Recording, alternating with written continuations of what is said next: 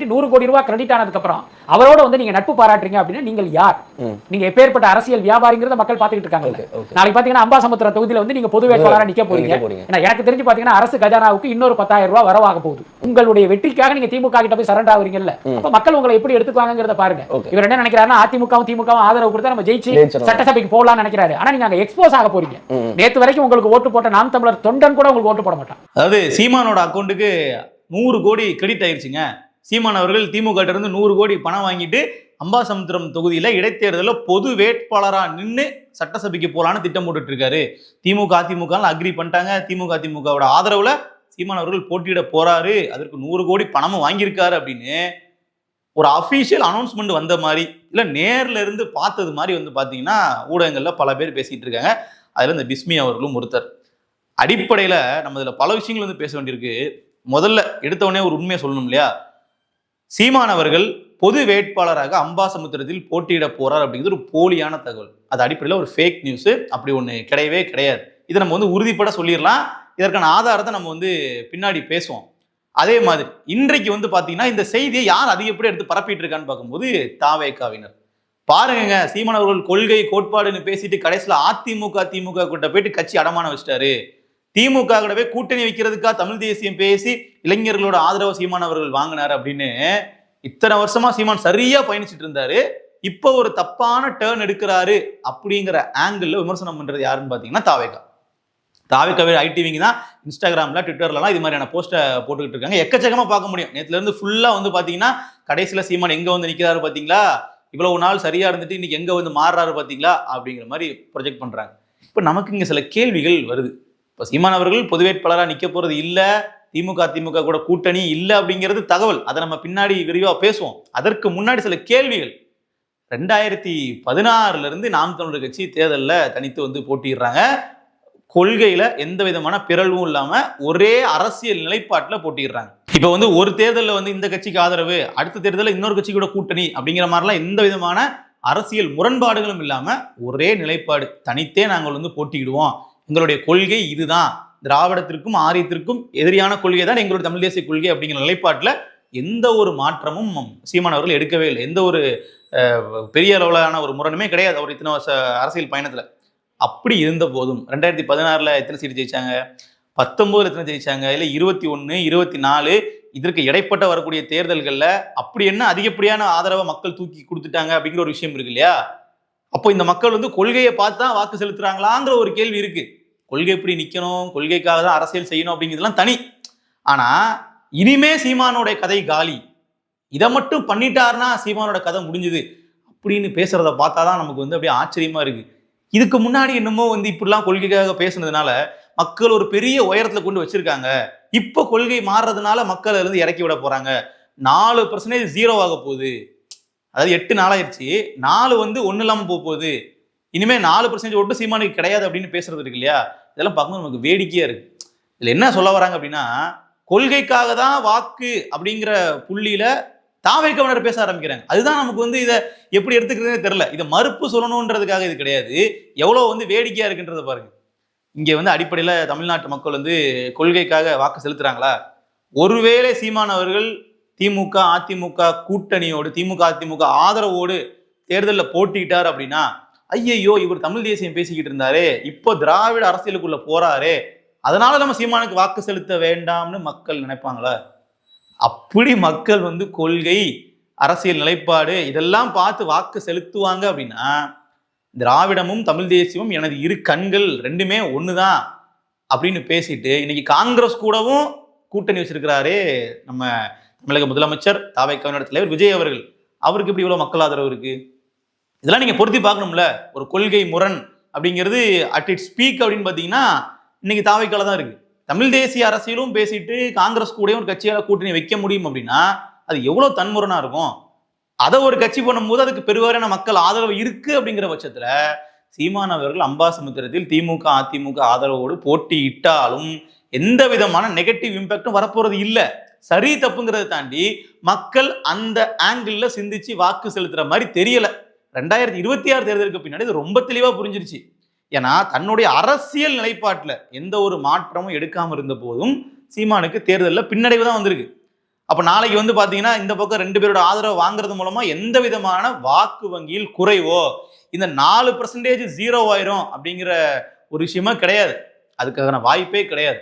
ஆனால் இப்படி ஒரு செய்தி பரவுறதுக்கான காரணம் அப்படிங்கிறது என்னன்றதை பார்ப்போம். இது அடிப்படையில் ஒரு ஃபேக் நியூஸ். நம்ம சொன்னது மாதிரி நாம் தமிழர் கட்சியினுடைய அபிஷியல் அனௌன்ஸ்மெண்ட்டோ எதுவுமே இல்லை. இதுல எது உண்மை அப்படின்னா இடைத்தேர்தலில் சீமான் அவர்கள் போட்டியிட போறதுங்கிறது உண்மை. இடைத்தேர்தலில் சீமான் அவர்கள் போட்டியிட போறதுக்கான வாய்ப்புகள் பெருவாரியா இருக்கு. கட்சியினரை அங்கங்க பல இடங்கள்ல வந்து அப்படியே சாடை மாடையா பதிவு பண்றாங்க. இன்னும் சொல்ல போனா அது எந்த தொகுதிங்கிறத அவரும் டிசைட் பண்ணல. அவர் வந்து எப்போ இதை அறிவிப்பாங்கன்றது தெரியல. ஆனா கிட்டத்தட்ட நாம் தமிழர் கட்சியினுடைய அந்த மேல்மட்ட பொறுப்பாளர்களை சொல்லக்கூடிய விஷயம் அப்படிங்கிறது சீமான் அவர்கள் களமிறங்க இருக்கிறாரு அப்படிங்கிறது அவரோட கணக்கு. ஆனா பொது வேட்பாளரெல்லாம் கிடையாது. இன்னும் சொல்ல போனா பொது வேட்பாளராக சீமான் அவர்கள் போட்டியிட போவது இல்லை அப்படிங்கிற அறிவிப்பையும் நாம் தமிழர் கட்சியினுடைய சுற்றுச்சூழல் பாசறை செயலாளர் வெண்ணிலா தாய்மானன் அவர்கள் வெளிப்படையா சமூக வலைதளங்களை பதிவு பண்றாங்க. அவர் நின்னாருன்னா அவர் பொது வேட்பாளரா நிப்பாது அப்படிங்கிறது ஒரு கற்பனைவாதம். இந்த கற்பனைவாதம் அவதூறோட சேர்ந்து வருது. இதை இப்பவே பரப்பிட்டா டைல்யூட் பண்ணலாம் அப்படிங்கிற ஒரு ப்ராசஸோட முதல் முயற்சி தான் இது. எதன் அடிப்படையில பொது வேட்பாளர் அப்படின்னு நீங்க முடிவு பண்ணுவீங்க? இதை வந்து முழுமையா நாங்க நிராகரிக்கிறோம். இடைத்தேர்தலில் போட்டியிடுவோம். ஆனால் பொது வேட்பாளர்னு உங்களுக்கு ஒரு சந்தேகம் வருது அப்படின்னா எந்த கட்சி பொது வேட்பாளரா நிறுத்தியிருப்பாங்கன்னு நீங்க நினைக்கிறீங்களோ அவங்க கிட்ட இந்த கேள்வியை முன்வைங்க. அவங்க கிட்ட பதில் வாங்குங்க. அதை முடிஞ்சா பதிவு பண்ணுங்க. உங்களுடைய கற்பனைவாதங்களுக்கு நாங்கள் பதிலளித்துக் கொண்டிருக்க வேண்டிய தேவை கிடையாது. சரி, இதுவும் உங்களுக்கு போதாது அப்படின்னா நாம் தமிழர் கட்சியினுடைய கொள்கை பரப்பு செயலாளர் சாட்டை துரைமுருகன் அவர்களும் இதே கருத்தை பதிவு பண்றாரு. சீமான் பொது வேட்பாளர் இல்ல அப்படின்னு. திமுக அதிமுக ஒண்ணு கூடி பேசி சீமான் நீங்க நில்லுங்க அப்படின்னு சொல்றதுக்கு பேர் பொது வேட்பாளரா? அப்படிதான் போட்டு நாம் தமிழர் கட்சி திராவிட எதிர்ப்புல, நாம் தமிழர் கட்சி திமுக எதிர்ப்புல தான் கட்சியே தோங்கப்பட்டுச்சு. நாம் தமிழர் கட்சி திமுக கூட்டணி வச்சிரும். ஏன்னா திமுக தலைவர் ஸ்டாலின் அவர்கள் பக்கத்துல போய் உட்கார்ந்தாராம். நாம் தமிழர் கட்சி இந்த இடைத்தேர்தலில் போட்டி போடும். அதுல மாற்று கருத்தே இல்லை. இந்த இடைத்தேர்தலில் யார் வேட்பாளர் என்பதை நாம் தமிழர் கட்சி ஒரு பொதுக்குழு கூட்டி அதை அறிவிக்கும். அதான் சரியான. இதையெல்லாம் பார்த்தாலும் இல்லை எங்கள் மனம் ஏற்க மறுக்கிறது, அவர் சீமான் திமுக கூட தான் போறாரு அப்படின்னு நீங்க நம்புறீங்கன்னா அடிப்படையில உங்களுக்கு ஒரு பிரச்சனை இருக்கு, ஒரு சிண்ட்ரோம் இருக்கு. என்ன அப்படின்னா இவர் மட்டும் ஏன் தனியா நிக்கிறாரு, இவர் மட்டும் ஏன் கூட்டணிக்கு போகாம நிக்கிறாரு, இவர் மட்டும் எப்படி தமிழ் தேசியம்னு பேசிட்டு திராவிட கட்சிகளோட இல்ல பிஜேபி சார்ந்த கட்சிகளோட சேராம தனியா நிக்கிறாரு, இவரையும் கூட்டமா குழப்பி விட்டோம் அப்படின்னா நாம பண்ற தப்பு நமக்கு தெரியாம மறைஞ்சு போயிடும் அப்படிங்கிற ஒரு எண்ணம் இருக்கும்னு நமக்கு தோணுது. காரணம் என்னன்னா இன்னைக்கு தாவேக்காவை நோக்கி வைக்கக்கூடிய ஒரு மிகப்பெரிய விமர்சனம் அப்படிங்கிறது, நீங்க தூய சக்தின்னு சொல்றீங்க, ஆனா நீங்க தூய சக்திகளோட மட்டும்தான் கூட்டணி வைக்கிறீங்களா இல்ல தூய சக்தியில மட்டும்தான் உங்ககிட்ட சேர்த்துக்கிறீங்களா அப்படிங்கிற ஒரு கேள்வி வருது இல்லையா? நல்லா பாருங்க, அதிமுகல இருந்து எம்எல்ஏக்கள் வந்தாங்கன்னா வாங்கன்னு உள்ள எடுத்து போட்டுக்கிறாங்க. ஒரு தொகுதிக்கும் கிட்டத்தட்ட பல கோடி 30-40 கோடி செலவு செஞ்ச எம்எல்ஏ வேட்பாளர்கள் எம்எல்ஏ ஜெயிச்சதுக்கு பின்னாடி ராஜினாமா பண்ணிட்டு தாவேக்கால வர்றாங்க அப்படின்னா எந்த பிரதிபலனை எதிர்பார்த்து வர்றாங்கன்ற ஒரு கேள்வி வெளிப்படையா இருக்குமா இல்லையா? அப்போ தாவேக்கா தூய சக்தி நம்பினாலும் அதிமுகல இருந்து பிரதானமான உறுப்பினர்கள் உள்ள வர்றாங்கன்னா அப்ப தாவேக்கா கரப்ட் ஆயிருச்சு, தாவேக்கா பொல்யூட் ஆயிருச்சுன்றதான் உண்மை இல்லையா? அப்போ நாம பொல்யூட் ஆயிட்டோம், திமுக ஆல்ரெடி வந்து கரப்டட் தான். அப்ப இவர் மட்டும் இப்படி நிக்கிறாரு, அப்ப இவரையும் கோத்து விட்டுறலாம். திமுக அதிமுக கூட கோத்து விட்டோம் அப்படின்னா என்ன ஆகும்? அப்போ எல்லாரும் ஒரே குட்டைகள் உரிய மட்டைகள் ஆயிடலாம். இங்க வந்து தனிப்பட்ட முறையில தனித்துவமான அரசியல் அப்படிங்கிறது எதுவும் கிடையாது. இன்றைக்கு வரைக்கும் நாம் தமிழர் கட்சிக்கிட்டு இருக்கக்கூடிய ஒரே ஒரு அசட், ஒரே ஒரு சொத்து அப்படின்னா என்னன்னு பாத்தீங்கன்னா அந்த அரசியல் நிலைப்பாடும் அந்த தனித்தன்மை மட்டும்தான். நாம் தமிழர் கட்சியிட்ட பெரிய வாக்கு வங்கி கிடையாது, கட்சிக்கிட்ட பெரிய பேக்கப் கிடையாது, ஒரு பெரிய ஒரு தேசியலான முகம்லாம் கிடையாது. இன்னைக்கு வந்து நீங்க விஜயோட போட்டோ நீங்க காட்டினீங்கன்னா நார்த்லயும் தெரியும். நீங்க வடநாட்டுல போயிட்டு விஜயோட போட்டோவை காட்டி இது யாருன்னு சொன்னா கூட அந்த சினிமாவில் பார்த்துருப்பாங்க, ஒரு பிரபலமான ஃபேஸாக இருக்கும். அந்த மாதிரிலாம் வந்து நாம் தமிழர் கட்சிக்கு யாரும் கிடையாது. சீமான் அவர்களே வந்து பார்த்தீங்கன்னா இப்போ கடந்த ஒரு 5 ஆண்டுகளாக தான் அதிகப்படியாக பேசுபொருள். அதுக்கு முன்னாடிலாம் வந்து ஊர்களே வந்து சீமான் இருக்காருன்றது பெரிய அளவு தாக்கத்தெல்லாம் ஏற்படுத்தல. ஸோ அந்த அளவுக்கு தான் இருந்திருக்கும். அப்போ இப்படிப்பட்ட சூழலையும் கூட இவர்கள் தனித்துவமாக இருக்கிறாங்க அப்படிங்கிறது இவர்களுடைய ப்ளஸ், நாம் தமிழர் கட்சியினுடைய ப்ளஸ்.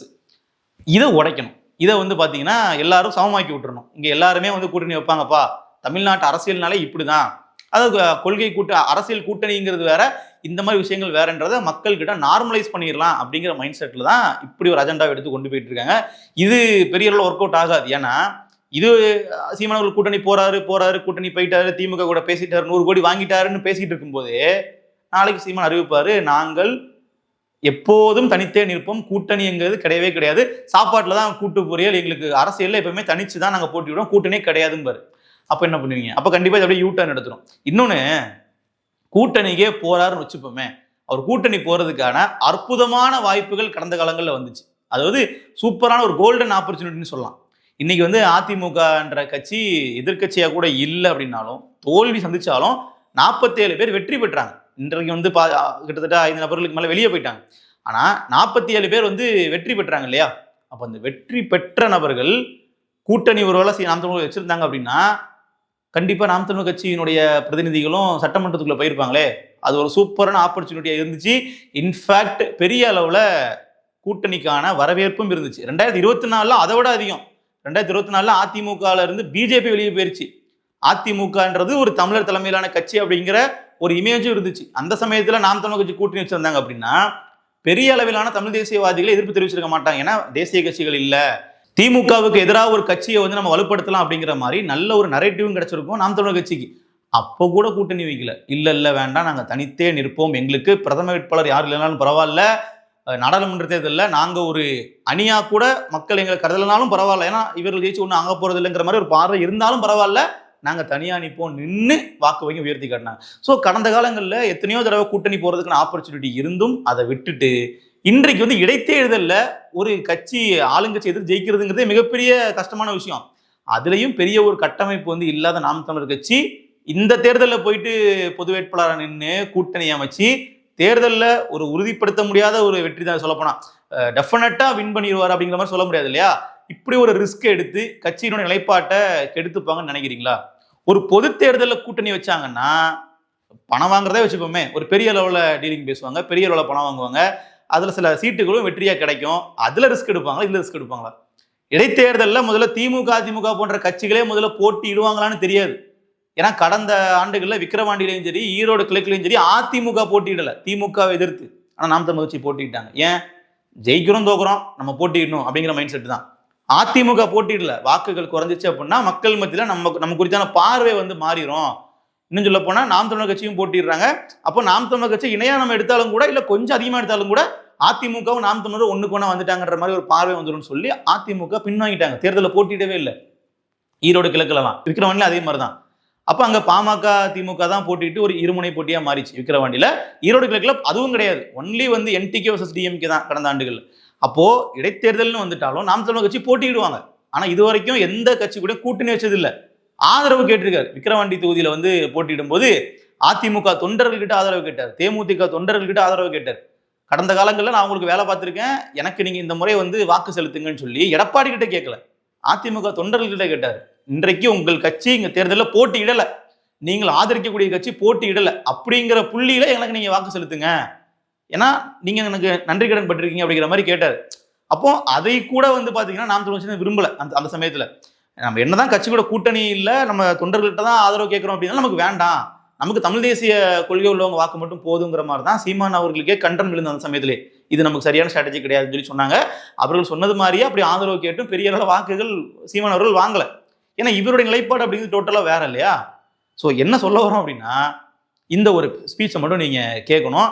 சீமான் அவர்கள் கூட்டணிக்கான வாய்ப்புகள் எப்பெல்லாம் வந்து கைக்கு வந்தாலும் அதை பண்ணாம தனிச்சு தான் நிற்பேன்னு சொல்லி நின்னாரு. இல்லை இதுக்கப்புறமா அப்படிதான் நிக்க போறாரு அப்படிங்கிறத புரிஞ்சுக்கணும்னா இந்த சீமானினுடைய பேட்டியை நீங்க கேட்டீங்கன்னா போதும். என்னுடைய கருத்துப்படி கூட்டணிக்கு போகிறது தான் தற்கொலைக்கு சமம்னு. நாம் தனிச்சுத்தான் போட்டியிடுகிறோம் சொல்லும்போது அவனுடைய ஆர்ப்பரிப்புமே அவனுடைய ஆவேசத்தையும் அவனுடைய கையொலியும் பாருங்க. அவனுக்கு தெரியும் நான் வந்து இந்த சமரசம் செய்ய மாட்டேங்கிறனால தான் என்னை பிடிக்குது அவனுக்கு. எனக்கிட்ட எவ்வளோ பேரம் பேசியிருப்பாங்க, எவ்வளவு கோடிகளை சொல்லியிருப்பாங்க, எவ்வளோ சீட்டு தர சொல்லியிருப்பாங்க. ஆனால் நான் என்னை வளர்த்து உருவாக்கின தலைவன் அப்படி. அது கண்ணதாசன் ஐயா சொன்னதான், டேய் ஒரே ஒரு தடவை வாழ்க்கையில் நீ சமரசம் செஞ்சின்னா உன் வாழ்நாள் முழுக்க நீ அதான் செய்யணும். ஒரு தடவை என்கிட்ட லஞ்சம் வாங்கிட்டு கையெழுத்து போட்டிங்கன்னா அவருக்கு பண்ணி கொடுத்த மாதிரி நமக்கும் பண்ணி கொடுங்கம்பா. நீங்கள் வேறு வழியே கிடையாது, நீங்கள் போட்டு தான் தீரணும். அதே தான் இது.